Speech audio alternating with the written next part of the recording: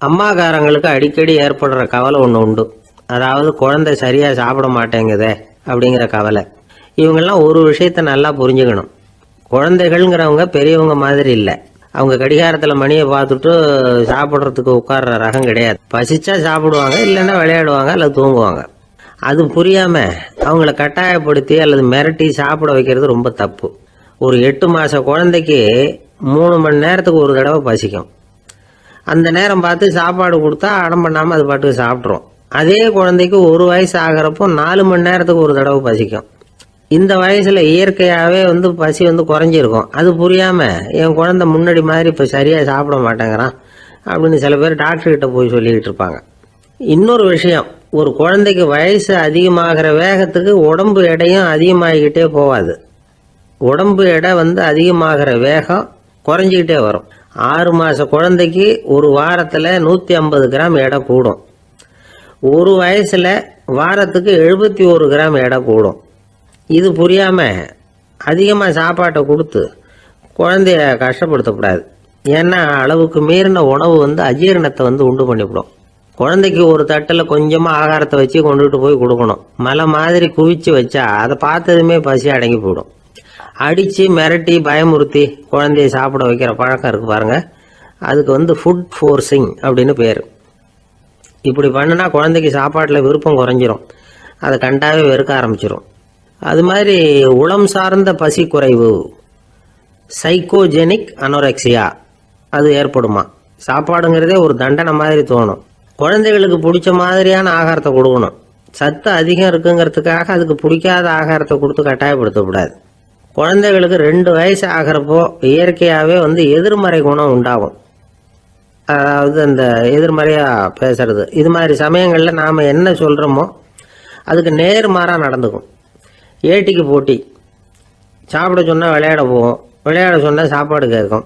இதை புரிஞ்சுக்கிட்டு நடந்துக்கணும். குழந்தை சொன்ன பேச்சை கேட்கலேன்னு கோவப்படக்கூடாது. குழந்தை வளர வளர பிடிவாத குணம் வர்றது சகஜம். கேட்டதை வாங்கி கொடுத்தா தான் சாப்பிடுவேன் அப்படின்னு பிடிவாதம் பண்ணணும். வாங்கி கொடுத்து விடுறது தான் உத்தமம். நீங்களும் அதுக்கிட்ட பிடிவாதம் பண்ணிகிட்டு இருக்கக்கூடாது. ஏன்னா கேட்டது கிடைக்கலையேங்கிற ஏமாற்றம் கூட குழந்தையோட பசியை குறைச்சிரும். கேட்டது கிடைச்சிட்டா பசி அதிகமாகும். கொடுத்ததை மளமளன்னு சாப்பிட்றோம். குழந்தைகளுக்கு கண்ட நேரத்தில் சாப்பிட்றதுக்கு எதையாவது வாங்கி கொடுத்துக்கிட்டு இருந்தால் சாப்பாட்டு நேரத்தில் சாப்பிடாம அடம் பண்ண ஆரம்பிச்சிடும்.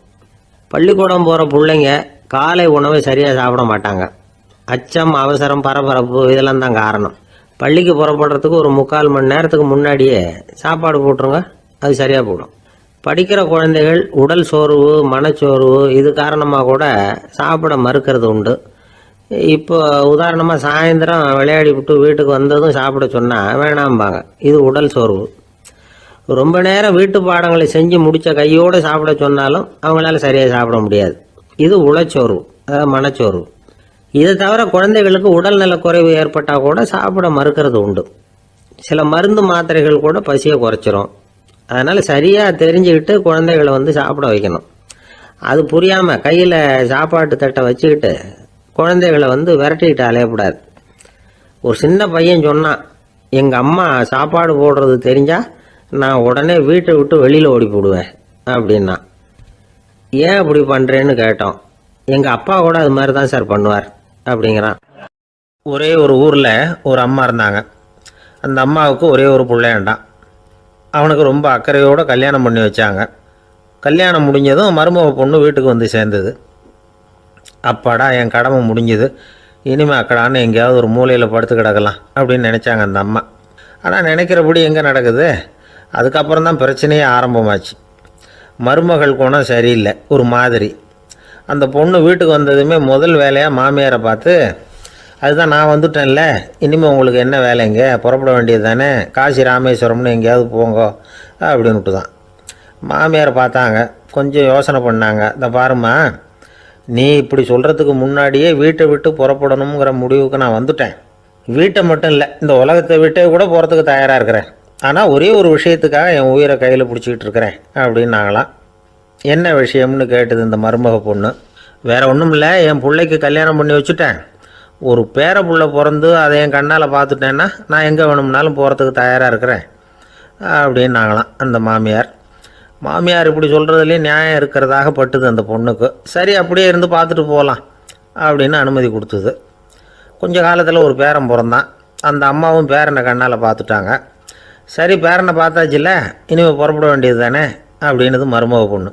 மாமியார் பார்த்தாங்க. நீ சொல்கிறது சரிதாம்மா, அதில் ஒன்றும் தப்பு இல்லை.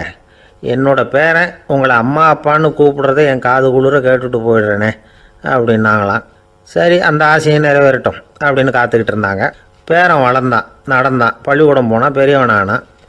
மருமக பொண்ணு மறுபடியும் மாமியாரை விரட்ட ஆரம்பிச்சுட்டுது, இன்னும் புறப்புள்ளையான்னு. இதை பாருமா, இது வரைக்கும் இருந்துட்டேன்.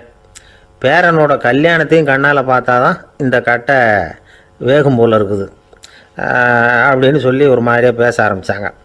இதுவும் நியாயமான ஆசையாக தான் படுது அப்படின்னு அது யோசிச்சிருக்கு அந்த பொண்ணு. சரின்னு அதுக்கும் ஒத்துக்கிட்டது.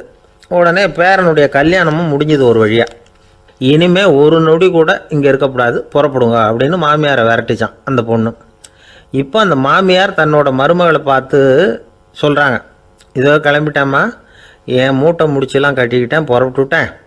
அப்படியே நீயும் உன் துணிமணிகளை மூட்டை கட்டிக்கிட்டு கிளம்பிடும், என்னோட சேர்ந்து 2 பேருமா சேர்ந்து போயிடலாம் அப்படின்னாங்களாம்.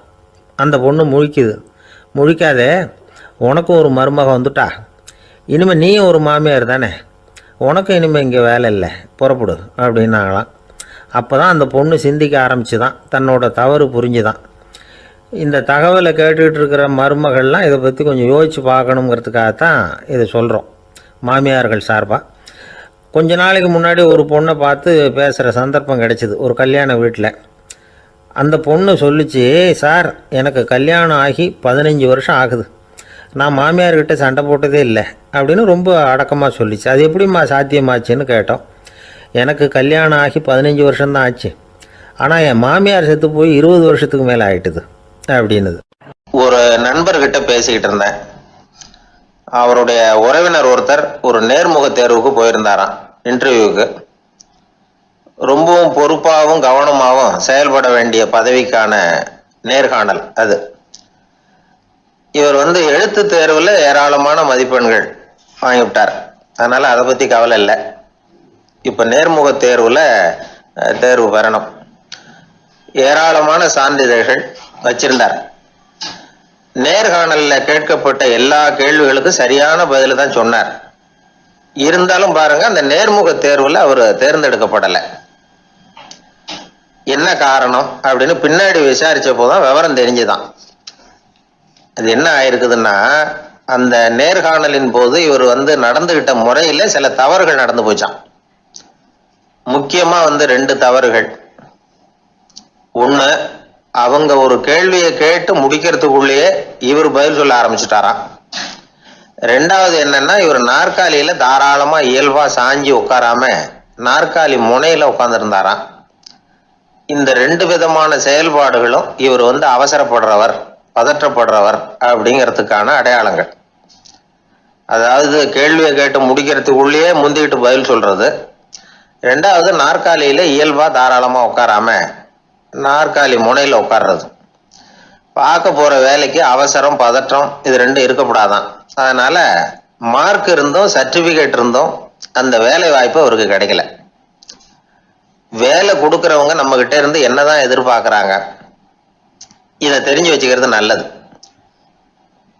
முதல்ல மற்றவர்களுடன் தொடர்பு கொள்ளும் திறமை, அதாவது எபிலிட்டி டு கம்யூனிகேட். நீங்க நினைக்கிறத அழகா தொகுத்து வகைப்படுத்தி சொல்ல தெரியுதான்னு பார்ப்பாங்க. உங்க திட்டங்களை அடுத்தவங்க ஏற்றுக்கொள்ளக்கூடிய விதத்துல வெளிப்படுத்துறதுக்கு உங்களால முடியுதான்னு பார்ப்பாங்க. இதுக்கு என்ன செய்யறது? குழப்பம் இல்லாம சிந்திக்கணும், குழப்பம் இல்லாம பேசணும். 2வது விஷயம் என்னன்னா புத்திசாலித்தனம், அதாவது இன்டெலிஜென்ஸ். ஏத்துக்க போற வேலையை நல்ல விதமா செய்ய முடியுமா உங்களால, அதை எந்தெந்த வழியில செய்யலாம் அப்படிங்கிறத உங்களால தீர்மானிக்க முடியுமா, அந்த வேலைக்கான புது புது யோசனைகளை உங்களால சொல்ல முடியுமா அப்படின்னு பார்ப்பாங்க. இது இன்டெலிஜென்ஸ். 3வது தன்னம்பிக்கை, அதாவது செல்ஃப் கான்ஃபிடன்ஸ். உங்களுக்கு அது உண்டா அப்படிங்கிறத கவனிப்பாங்க. எந்த சூழ்நிலையையும் சமாளிக்கணும், எப்படிப்பட்ட மனிதர்களையும் சமாளிக்கிற தைரியம் வேணும், அடுத்தவங்களை நமக்கு சாதகமா திருப்பக்கூடிய தன்னம்பிக்கை வேணும். 4வது பொறுப்புகளை முன்வந்து ஏற்றுக்கொள்ளுதல், வில்லிங்னஸ் டு அக்செப்ட் ரெஸ்பான்சிபிலிட்டி. பொறுப்புகள்ல இருந்து நழுவி போக ஆசைப்படாம செஞ்சு முடிக்கணும். 5வது முன் வருதல், இனிஷியேட்டிவ். வேலையோட முக்கியத்துவம் உணர்ந்து அதை ஏத்துக்கிட்டு தகுந்த நடவடிக்கைகளை தயங்காம எடுக்கிறதுக்கு முன் வரணும். 6வது என்னன்னு கேட்டீங்கன்னா தலைமைத்துவம், லீடர்ஷிப். 4 பேருக்கு தலைமை தாங்கி நல்ல விதத்துல நடந்துக்க தெரியுதா. 7வது கற்பனை திறன், இமேஜினேஷன். சில பிரச்சனைகள் வரக்கூடும் அப்படின்னு முன்கூட்டியே யூகிச்சு அதுக்கு தகுந்த மாதிரி நடவடிக்கை எடுக்கிற திறமை உண்டா அப்படிங்கிறத பார்ப்பாங்க. 8வது என்னன்னா வளைந்து கொடுத்தல், ஃபிளெக்சிபிலிட்டி. சூழ்நிலைக்கு தகுந்த மாதிரி, மாற்றங்களுக்கு தகுந்த மாதிரி அனுசரித்து நடந்துக்கிறதுக்கு தெரியுதா அவங்களுக்கு அப்படிங்கிறத கவனிப்பாங்க. அடுத்தது திறமைகளை வெளிக்கொணரும் திறமை, இன்டர்பர்சனல் ஸ்கில்ஸ். அடுத்தவங்க கிட்ட இருக்கிற திறமையை கண்டுபிடிச்சி அதை நல்ல விதத்தில் ஊக்கப்படுத்தி பயன்படுத்த தெரியுதா அப்படின்னு பார்ப்பாங்க.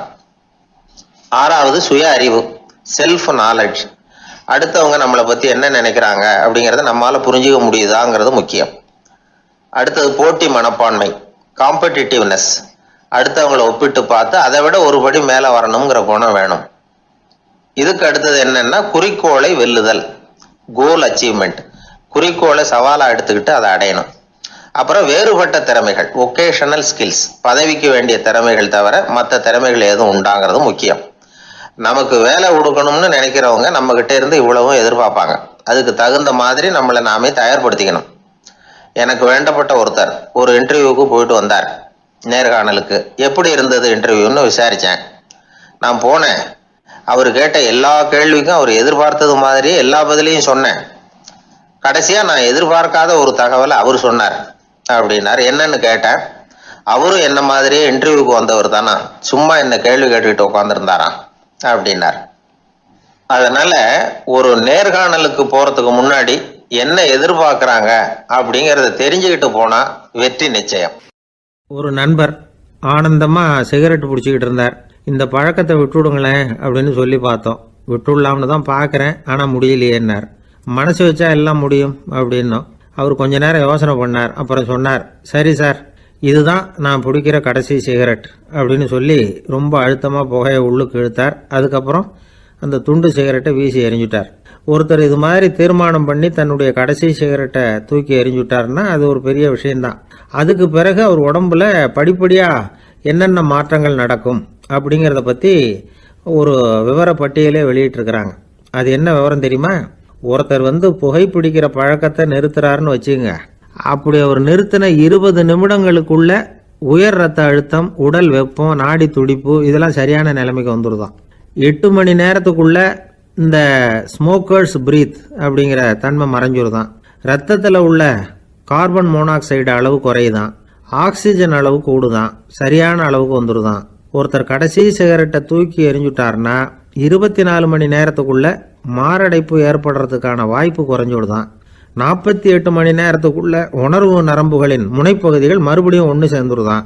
அதனால நாக்கு சுவை உணர்வு, மூக்கின் முகரும் சக்தி இதெல்லாம் மேம்படுதான், நல்ல நிலைமைக்கு வந்துடுதான். சிகரெட்டை நிறுத்தின 3 நாளுக்குள்ள மூச்சு விடுறது சுலபமாயிடுதான். இப்படி அவங்க பட்டியல் நிறைய சொல்றாங்க.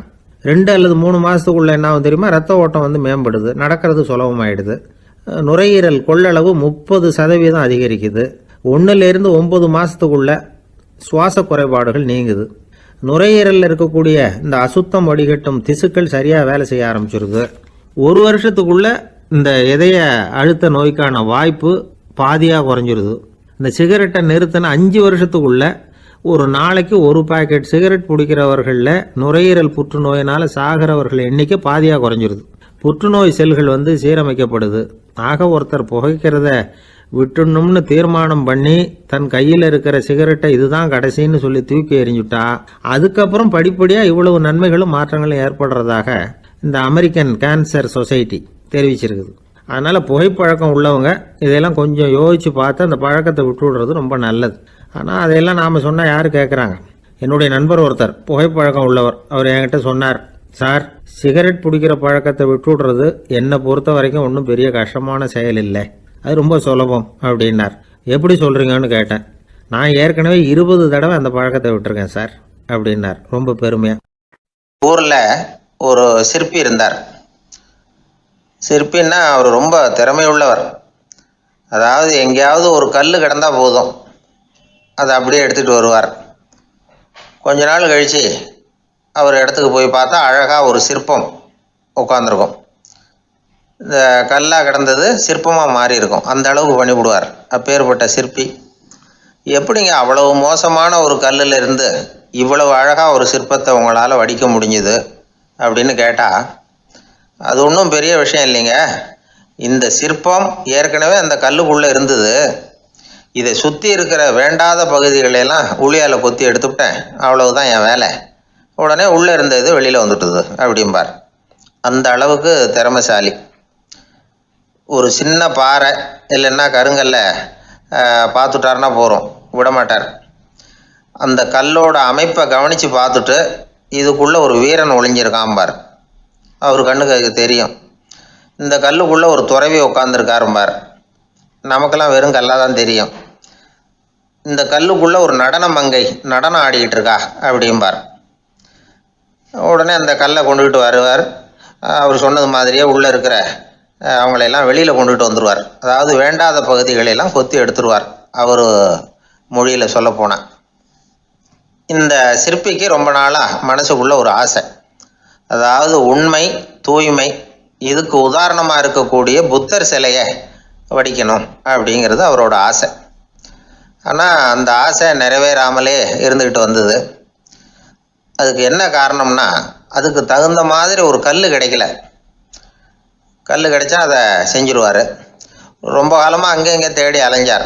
இந்த புத்தர் சிலை வடிக்கிறதுக்கு பொருத்தமாக ஒரு கல் கிடைக்குமா அப்படின்னு சொல்லி கண்ணில் படுற கல்லையெல்லாம் உத்து உத்து பார்ப்பார். உள்ளே புத்தர் இருக்காரான்னு கவனிப்பார். இருக்கிற மாதிரி எதுவும் தெரியல அவர் கண்ணுக்கு. சரி, இதுக்கு என்ன செய்யலாம்னு யோசனை பண்ணார். நேராக ஒரு புத்த மடாலயத்துக்கு போனார். அங்கே இருக்கிற ஒரு புத்த துறவியை சந்தித்தார். அவர்கிட்ட விசாரித்தார், சுவாமி, புத்தரின் தூய்மை ஒளிஞ்சிருக்கிற அந்த கல் எங்கே கிடைக்கும் அப்படின்னார். அந்த கல் இருக்கிற இடம் எதுன்னு இன்னமும் உங்களுக்கு தெரியலையா அப்படின்னு கேட்டார் துறவி. இல்லைங்க, அதுக்காகத்தான் அலைஞ்சிக்கிட்டு இருக்கிறேன் அப்படின்னார் இவர். சரி, கவலைப்படாதீங்க, என் கூட வாங்க காட்டுறேன் அப்படின்னு அழைச்சிட்டு போனார். எங்கே போனார்னா, அந்த மடாலயத்தின் பின்பக்கம் போனாங்க. 2 பேரும் போனாங்க. அங்கே போய் பார்த்தா அங்கே ஒரு கிணறு இருந்தது. என்ன அது, நாம் கேட்டது கல், இவர் அழைச்சிட்டு வந்து காட்டுறது கிணறு அப்படின்னு இவருக்கு சந்தேகம். ஒரு மாதிரியாக பார்த்தார். அவர் சொன்னார், துறவி, எட்டி பாருங்க உள்ள அப்படின்னாரு. கிணறுக்குள்ளே என்ன இருக்கும்னு இவருக்கு தெரியாதா, இருந்தாலும் அவர் சொல்கிறாரு அப்படின்னு சொல்லி எட்டி பார்த்தார். பார்த்தா அதில் தண்ணி இருந்தது. அந்த தண்ணியில் தன்னோட உருவம் தெரிஞ்சுது. இப்போ அந்த புத்த ஞானி சொன்னார், துறவியாரே, புத்தரை நாம் தான் ஒழிச்சு வச்சிருக்கிறோம், நமக்குள்ளே தான் அவர் மறைஞ்சிருக்கிறார். அவரை அடையாளம் தெரியாதபடி மூடி இருக்கிறது எது தெரியுமா? நம்மக்கிட்ட இருக்கிற கோபம், போலித்தனம், பதட்டம், ஆசை, இதெல்லாம் தான். அறிவு அப்படிங்கிற ஒளியால் அதையெல்லாம் செதுக்கி எடுத்துட்டோம்னா அந்த அழகான புத்தர் வெளியில் வந்துடுவார் அப்படின்னு சொன்னார் துறவி. அதனால் நமக்குள்ளே இருக்கிற நம்மளை நமக்கே அடையாளம் தெரியல அப்படிங்கிறது தான் உண்மை. அந்த உண்மையான மனிதன் உள்ளே இருக்கிறான். இவர் கல்லை பார்த்துட்டு உள்ளே யார் இருக்காங்கிறது அவருக்கு தெரிஞ்சுது சிற்பிக்கு. ஆனால் உண்மையான புத்தர் எங்கே இருக்காருங்கிறத அவரால் அடையாளம் கண்டுபிடிக்க முடியல. அப்படி தான் பல பேர் இன்றைக்கி இருந்துக்கிட்டு இருக்கிறோம். ஒரு அப்பா தன்னுடைய பிள்ளைக்கு புத்தி சொன்னார், அதோ பாருப்பா, மனசு தான் கல், அறிவு தான் உளி.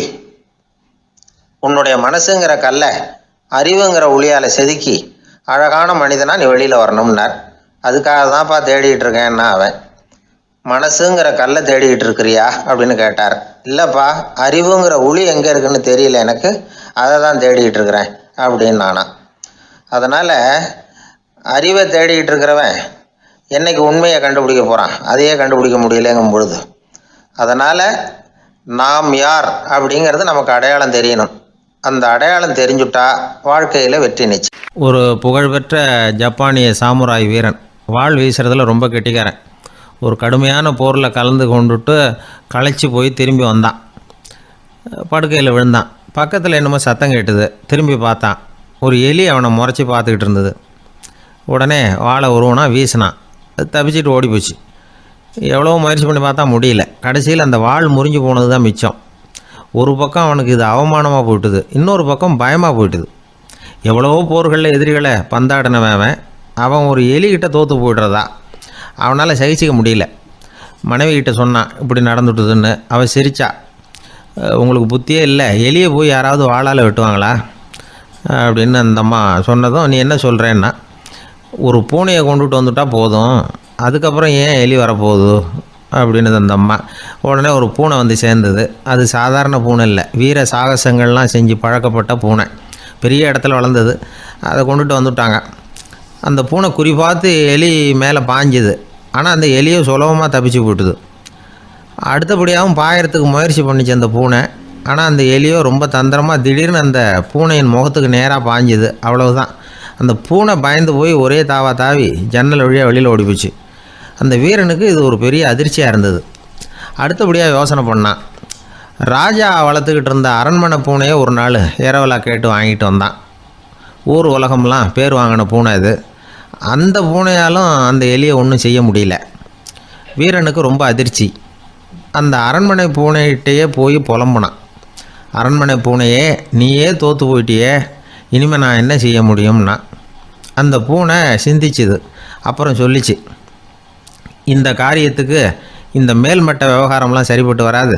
சாதாரண வீட்டு பூனை கிடச்சிதுன்னா அதை கொண்டுகிட்டு வந்து விட்டுப்பார் அப்படின்னுது. சாதாரண பூனையால் என்ன செஞ்சிட முடியும்னா இவன் நம்பிக்கை இல்லாமல். இப்போது அந்த அரண்மனை பூனை சொல்லிச்சு, பெரிய வீட்டு பூனையெல்லாம் நல்லா சாப்பிட்டு தூங்கி பழக்கப்பட்டிருக்கோம். அதுக்கெல்லாம் ராஜதந்திரம் தெரியும், ஆனால் எலி பிடிக்க தெரியாது. அதுக்கான வளர்ப்பும் இல்லை, பயிற்சியும் இல்லை. ஏன்னா அதுக்கெல்லாம் பசி கிடையாது. சாதாரண வீட்டு பூனை அப்படி இல்லை, பசிக்கு ஆகாரம் தேடி அலையும். எலிகளை பிடிச்சி சாப்பிட்டுட்டு தான் உயிர் வாழும்.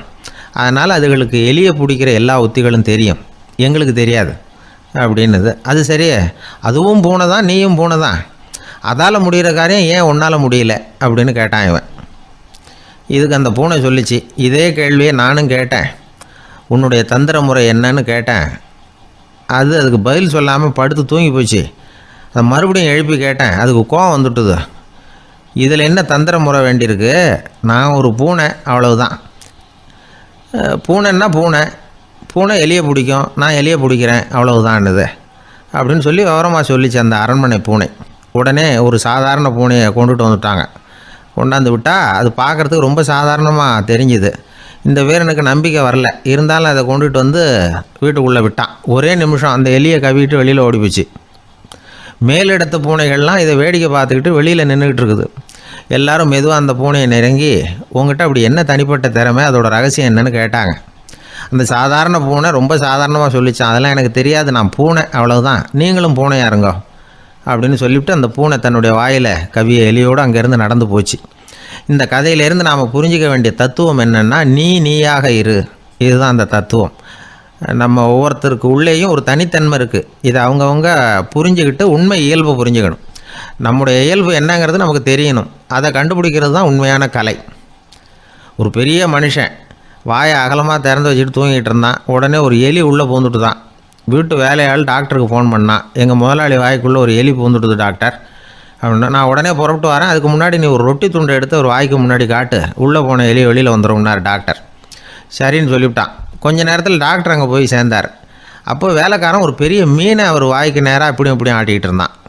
நான் ரொட்டி துண்டை தானே காட்ட சொன்னேன்னார் டாக்டர். அவன் சொன்னான், எலியை வெளியில் கொண்டுட்டு வர்றதுக்கு ரொட்டி துண்டை காட்ட சொன்னீங்க டாக்டர், அதுக்கப்புறம் அந்த எலியை துரத்திக்கிட்டு ஒரு பூனை உள்ளே போயிருக்கு, அதுக்காக தான் இந்த மீனை காட்டிகிட்டு இருக்கேன் நானா. இது எதுக்குன்னா, இப்படி வேடிக்கையாக சொல்கிறது, பூனை பூனையாக இருக்க வேண்டும், எலி எலியாக இருக்க வேண்டும், மனுஷன் மனுஷனாக இருக்க வேண்டும் அப்படிங்கிறத புரிஞ்சுக்கிறது. நாம இருக்கிற வரை வெற்றி நிச்சயம். அந்த ஆளை கண்டா ஏன் இப்படி முகத்தை திருப்பிக்கிட்டு வர்றீங்க அப்படின்னு கேட்டார் ஒருத்தர் நண்பர்கிட்ட. எலெக்ஷனில் அவன் எதிர்த்து நின்னவன் சார், என்ன அவங்ககிட்ட நமக்கு என்ன பேச்சுவார்த்தை அப்படின்னாரான் ரொம்ப கோபமாக இவர். சரி, அந்த ஆள் யாருன்னு கேட்டேன். என் கூட பிறந்த தம்பி தான் சார் அப்படின்னார் அந்த கோபம் குறையாமல். அதாவது நம்ம ஊர் நிலவரம் இப்படி, அதாவது அண்ணனும் தம்பியும் எதிர்த்து நிற்பாங்க தேர்தலில், ஒருத்தர் கண்டா பேசிக்கிறதில்ல. ஆனால் இங்கிலாந்தில் எப்படி தெரியுமா, அங்கே ஒரே மேடையில் போட்டி போடுற 2 வேட்பாளர்களும் பேசுவாங்களாம், பட்டிமன்றம் மாதிரி. ஒருத்தர் முதல்ல எழுந்திருப்பார், நான் இந்த தேர்தலில் வெற்றி பெற்றால் என்னென்ன செய்வேன் அப்படின்னு சொல்லிவிட்டு உட்காருவார். அதுக்கப்புறம் அடுத்தவர் எழுந்திருப்பார். அவர் சொல்லுவார், நான் வெற்றி பெற்றால் இந்த மக்களுக்கு என்னென்ன செய்வேன், இந்த நாட்டுக்கு என்னென்ன செய்வேன் அப்படிங்கிறத சொல்லிவிட்டு உட்காருவார். 2 பேரும் ஒரே மேடையில் பேசுவாங்க. மக்கள் 2 பேர் பேச்சையும் கேட்டுக்கிட்டு ஒரு முடிவுக்கு வருவாங்க. இதுதான் அங்கே உள்ள பழக்கம். இங்கே அப்படி இல்லை. இங்கே ஒருத்தர் பார்த்தாவே முகத்தை திருப்பிக்கிறது. ஒரு தடவை இது மாதிரி ஒரு கூட்டம் நடந்துக்கிட்டு இருக்கு அங்கே வெளிநாட்டில் தான். நேரத்துக்கு சரியாக ஒரு வேட்பாளர் வந்து சேரலை. இது இங்கிலாந்தில் நடந்த நிகழ்ச்சி. அப்புறம் என்னாச்சுன்னா, ஒருத்தர் வந்துட்டார், இன்னொருத்தர் வந்து சேரலை. அப்புறம் உடனே அந்த ஒருத்தர் வந்தவர் பேச ஆரம்பிச்சிட்டார். அதாவது அந்த இன்னொருத்தர் சார்பாகவே பேசிட்டாராம். அதாவது அவர் வரல, நான் அவர் சார்பாக நான் பேசிடுறேன். அதாவது அவர் ஜெயிச்சுட்டா அவர் என்னென்ன செய்வார் இந்த நாட்டுக்கு அப்படின்னு சொல்லி அவர் பக்கத்தில் உள்ள நியாயத்தை எடுத்து இவரே சொல்லிட்டாராம். இப்படிலாம் அங்கே நடந்துதான். இது எப்பேற்பட்ட தேர்தல் பண்பாடு பாருங்கள். அதனால் இன்னொரு விஷயம், இப்போ இங்கிலாந்துலாம் ஓட்டு கேட்குறப்ப வெற்றியா தோல்வியாங்கிறத ஓரளவுக்கு யூகிச்சுடலாமா. இப்போ ஒரு வேட்பாளர் ஒரு வீட்டுக்கு முன்னாடி போய் நின்று எனக்கு ஓட்டு போடுங்கன்னு கேட்குறாருன்னு வச்சுங்களேன். அதுக்கு என்ன பார்த்து செய்கிறோம், போயிட்டு வாங்க அப்படின்னு சில வீடுகளில் வாசலில் நின்னே சொல்லி அனுப்பிச்சிருவாங்களாம். வேறு சில வீடுகளில் எப்படின்னா, வேட்பாளரை வீட்டுக்குள்ளே கூப்பிட்டு காபி சாப்பிட சொல்லி உபசரித்து அதுக்கப்புறம் அனுப்பி வைக்கிறது வழக்கமாக. இதில் எந்த வீட்டு ஓட்டு நிச்சயம் தெரியுமா? வாசலில் நின்னே வழி அனுப்பி வச்சுட்றாங்க பாருங்கள், அவங்க ஓட்டு நிச்சயம். உள்ளே கூப்பிட்டு காப்பி கொடுத்து அனுப்புகிறாங்க பாருங்கள், அவங்க ஓட்டு நிச்சயம் இல்லையா. சரி, அப்புறம் ஏன் அந்த உபசரிப்பு அப்படின்னு கேட்டால் அதுக்கு ஒரு காரணத்தை சொல்கிறாங்க. அதாவது அது ஒரு அனுதாபத்தை தெரிவிக்கிற முறையா. ஐயோ பாவம், நாம் இவருக்கு ஓட்டு தான் போட போகிறதில்ல, எதையாவது செய்வோம், காப்பியாவது சாப்பிட்டு போகட்டும் அப்படிங்கிற எண்ணமா. இப்படி அந்த ஒரு பழக்கம். ஆக அந்த ஊரில் நிறைய காப்பி சாப்பிட்ணும்னு ஒருத்தர் ஆசைப்பட்டால் தேர்தலில் தோற்று போகிறதுக்கு தயாராக இருக்கணும். ஒரு சமயம் ஒரு ஊரில் தேர்தல் நடந்துதான். ஒரு தொகுதியில் நின்று தோற்று போன ஒருத்தர் கையில் ஒரு துப்பாக்கியோட ஊருக்குள்ளே சுற்றிக்கிட்டு இருந்தாராம். ஒரு போலீஸ்காரர் அவரை பார்த்துட்டு சந்தேகப்பட்டிருக்கார். அதனால் அவரை தடுத்து நிறுத்தி, என்ன இது துப்பாக்கியோட சுற்றுறீங்களேன்னு விசாரிச்சிருக்கார். இதுக்கு அவர் சொன்னாராம், சார், இந்த தொகுதியில் மொத்தம் 1,00,000 வாக்காளர்கள், அதில் எனக்கு 10,000 பேர் மட்டும்தான் எனக்கு ஓட்டு போட்டிருக்கிறாங்க. அப்படின்னா எனக்கு வேண்டாதவங்க இந்த தொகுதியில் 90,000 பேர் இருக்கிறாங்கன்னு அர்த்தம். இப்படி ஒரு சூழ்நிலையில் நான் என்னுடைய பாதுகாப்புக்கு ஆயுதம் இல்லாமல் நடமாடலாமா அப்படின்னு கேட்டாராம். எவ்வளவு எச்சரிக்கை பாருங்கள். நம்ம ஊரில் சில பேர் ஓட்டு கேட்குற விதமே தனி. ஒருத்தர் ரொம்ப சாமர்த்தியமாக ஓட்டு கேட்பாராம். அவர் எப்படின்னா, ஒரு வீட்டுக்கு போகிறாருன்னு வச்சுங்களேன், அந்த நேரம் அந்த வீட்டுக்காரர் என்ன செஞ்சுக்கிட்டு இருக்கிறாரோ அதே வேலையை இவரும் கொஞ்ச நேரம் செய்வாராம், அவருக்கு ஒத்தாசையா. அதுக்கப்புறம் மெதுவாக பேச்சு கொடுப்பார், ஓட்டு கேட்பார், இது மாதிரி எலெக்ஷனில் நிற்கிறேன் கவனிக்கணும்னு. அது மாதிரி ஒரு தடவை அவர் போனப்போ அங்கே அவர் என்ன பண்ணிகிட்டு இருக்காரு, வீட்டுக்கு பின்னாடி மாட்டு கொட்டையில் பால் கறந்துக்கிட்டு இருக்கார் ஒரு பசுமாட்டுக்கிட்ட. அந்த வீட்டில் இவர் ஓட்டு கேட்க போனவர் இவர் ஓடி போய் இன்னொரு சொம்பை எடுத்துக்கிட்டு அதே மாட்டுக்கு இன்னொரு பக்கம் போய் உட்காந்துக்கிட்டு இவரும் பால் கறக்க ஆரம்பிச்சிட்டார். எதிர உட்காந்துட்டு இருக்காரு இவர் இந்த பக்கம் உட்காந்துருக்கார். கீழே கொஞ்சம் குனிஞ்சு பார்த்தா ஒருத்தர் முகத்தை ஒருத்தர் பார்க்கலாம். கொஞ்ச நேரம் ஆனதுக்கப்புறம் இவர் மெதுவாக அவர்கிட்ட பேச்சு கொடுத்தாராம். இது மாதிரி நான் எலெக்ஷனில் நிற்கிறேன், நீங்கள் ஓட்டு போடணும், அதுக்காக தான் வந்தேன்னாராம். அது முடியாதுங்களேன்னாராம் அவர். ஏன்னு கேட்டிருக்கார். நான் இந்த வீட்டுக்காரன் இல்லை, நானும் உன்ன மாதிரி ஓட்டு கேட்க வந்தவன் தான் அப்படின்னாராம் அவர். ஒரு ஊரில் ஒரு பெரியவர் இருந்தார். ஒரு நாள் அவரை தேடி ஒருத்தர் வந்தார். ஐயா, நான் கடவுளை பரிபூர்ணமாக நம்புகிறேன் அப்படின்னார். சரி, அந்த நம்பிக்கை உனக்கு எப்படி வந்ததுன்னு கேட்டார் இவர். அவர் சொல்ல ஆரம்பித்தார். ஐயா, எனக்கு கல்யாணம் ஆகி 10 வருஷம் ஆச்சு, ஆனாலும் குழந்தை பாக்கியம் இல்லை. அதுக்கு என்ன காரணமாக இருக்கும்னு நான் யோசனை பண்ணிகிட்டு இருந்தப்போ நண்பர் ஒருத்தர் ஒரு ஆலோசனை சொன்னார். உனக்கு மதப்பற்று இல்லை, எந்த கடவுளையுமே நம்ப மாட்டேங்கிற, அதுதான் காரணம். கடவுளை நம்பு, உனக்கு குழந்தை பாக்கியம் கிடைக்கும் அப்படின்னார். அவர் அப்படி சொன்னாரே தவிர எனக்கு சந்தேகம்தான். இருந்தாலும் அவர் சொன்னபடியும் நடந்து தான் பார்ப்போமே அப்படின்னு முடிவு பண்ணேன். கடவுளை நம்ப ஆரம்பித்தேன். அந்த வருஷமே அழகான ஆண் குழந்தை பிறந்தது. எல்லாம் இறைவன் அருள் அப்படின்னார். இவர் இப்படி சொன்னதை கேட்டதும் அந்த பெரியவர் சொன்னார், நீ சொல்கிறதெல்லாம் சரிதான், இருந்தாலும் இந்த காலத்தில் எந்த ஒரு காரியமாக இருந்தாலும் அதை சோதனை செஞ்சு பார்த்துட்டு தான் ஒரு முடிவுக்கு வந்து சேர முடியும். அறிவுபூர்வமான முடிவு அதுவாக தான் இருக்கும். அறிவியல் சோதனைகள் அப்படித்தான். ஒரு குறிப்பிட்ட விஷயத்தை பற்றி எத்தனை தடவை சோதனை பண்ணாலும் ஒரே முடிவு தான் கிடைக்கணும், அதுதான் சரியாக இருக்கும். அதனால் இப்போ மறுபடியும் ஒரு சோதனைன்னார். என்ன செய்யணும் அப்படின்னு கேட்டார் இவர். கடவுள்கிட்ட ஒரு பெண் குழந்தை வேணும்னு கேளு. முதல்ல ஆண் குழந்தையை கொடுத்தது மாதிரியே இப்போ ஒரு பெண் குழந்தையையும் கொடுக்குறாரா பார்க்கலாம் அப்படின்னார். சரின்னு சொல்லி இவர் அதே மாதிரி முயற்சி பண்ணினார். அதுக்கப்புறம் அவர் இந்த பெரியவர்கிட்ட வரவே இல்லை. கொஞ்ச காலம் கழித்து இவரே அவரை தேடிக்கிட்டு போய் கதவை தட்டினார். அவர் கதவை திறந்தார். என்ன ஆச்சு, கடவுள் கண் திறந்தாரா அப்படின்னு கேட்டார். அவர், அந்த சமாச்சாரம்லாம் நமக்கு வேணாம் சார். முதல் தடவை அது ஏதோ தற்செயலாக ஏற்பட்ட ஒரு சாதகம். இப்போ நீங்கள் 2வது தடவை சொன்ன பிறகு தினமும் கடவுளை வேண்டிக்கிட்டு தான் இருக்கிறேன், ஒன்றும் நடக்கலை அப்படின்னார் ரொம்ப விரக்தியாக. ஒரே ஒரு தோல்வியில் உங்கள் நம்பிக்கையெல்லாம் பறந்து போயிடுது பார்த்தீங்களா அப்படின்னார் அந்த பெரியவர். எல்லாம் நல்ல விதமாக நடக்கிற வரைக்கும் நம்பிக்கை, எதிர்பார்த்தது தோல்வியில் முடிஞ்சுட்டுதுன்னா அவநம்பிக்கை. மற்றவர்கள் பேரில் வைக்கிற நம்பிக்கை எந்த நேரத்திலையும் விவகாரமாகி விடக்கூடிய சாத்தியம் உண்டு. நாம் நம்பிக்கை வைக்க வேண்டியது நம்மகிட்ட தான், நமக்குள்ளே இருக்கிறார் கடவுள். எனவே நம்ம பேரில் நாம் வைக்கிற நம்பிக்கை தான் உண்மையான கடவுள் பக்தி. நிபந்தனையற்ற நம்பிக்கையாக அது இருக்கணும். எல்லாம் நல்லபடியாக நடந்துக்கிட்டு இருந்தால் எந்த முட்டாளுக்கும் நம்பிக்கை வரத்தான் செய்யும் அப்படிங்கிறது ஒரு பெரியவர் கருத்து. தியானத்தின் மூலமாக தான் உனக்குள்ள ஆழமாக தோண்டுனா உன்னுடைய அடி ஆழத்தில் நம்பிக்கை அப்படி ஊற்றெடுக்கும், அதை பார்க்க முடியும் அப்படிங்கிறது பெரியவர்கள் சிந்தனை. ஒரு குழந்தை அப்பாவை பார்த்து என்னப்பா பண்ணுறேன்னு கேட்டுதான். பிரார்த்தனை பண்ணிட்டு இருக்கிறேன்னாராம் அப்பா. பிரார்த்தனை பண்ணுனா என்ன கிடைக்கும் அப்படின்னு கேட்டுதான் குழந்தை. எல்லாம் கிடைக்கும் அப்படின்னாராம் அப்பா. நீ வச்சிருக்கிறிய பேனா அது கூட கிடைக்குமான்னு கேட்டுதான் குழந்தை. ஓ, கிடைக்குமேன்னு இருக்கார். அப்படின்னா அந்த பேனாவை என்கிட்ட கொடுத்துரு, நீ பிரார்த்தனை பண்ணி வேற பேனா வாங்கிக்கோ அப்படின்னு தான் அந்த குழந்தை.